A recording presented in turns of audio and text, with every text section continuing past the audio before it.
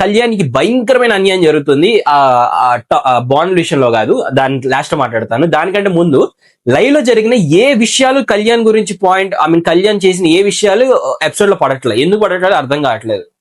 కళ్యాణ్ వెళ్ళి ఇమాన్యుయల్ తో, అన్న నువ్వు సేఫ్ గేమ్ ఆడుతున్నావు, నువ్వు వెళ్ళి తనుజ నామినేట్ చేసే ఛాన్సెస్ ఉన్నా కూడా నువ్వు ఎందుకు నామినేట్ చేయలేదని చెప్పి గట్టిగా మాట్లాడడం పాయింట్స్ కానీ, తనుజ దగ్గరికి వెళ్ళి తనుజ నువ్వు సేఫ్ గేమ్ ఆడుతున్నావు అని చెప్పేసి ఆ అమ్మాయి మొహమ్మద్ చెప్పిన పాయింట్లు కానీ, ఈ తర్వాత రోజు పొద్దున్నే దివ్యతో కూర్చొని వాళ్ళిద్దరు సేఫ్ గేమ్ ఆడుతున్నారు, వాళ్ళిద్దరు వాళ్ళు మాట్లాడేసుకుంటారు అని చెప్పిన పాయింట్లు కానీ, ఈ పాయింట్లు అన్ని ఎందుకు పడలేదు ఎపిసోడ్ లో? ఇట్స్ చాలా ప్లస్ అయ్యేది కళ్యాణ్ కి, చాలా ప్లస్ అయ్యేది. బట్ ఒక్క పాయింట్ కూడా లైవ్ లో పడలేదు.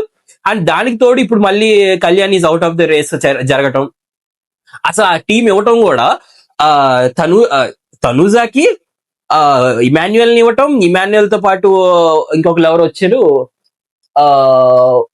ఒక మంచి టీం ఇవ్వటం, గౌరవ్ టీం ఇవ్వటం. ఇటు సైడ్ ఏమో నిఖిల్ ని, బర్నీ గారిని అండ్ రీతుని ఒక టీంలో వేయటం. అసలు ఎంతవరకు న్యాయమో మీరే చెప్పండి.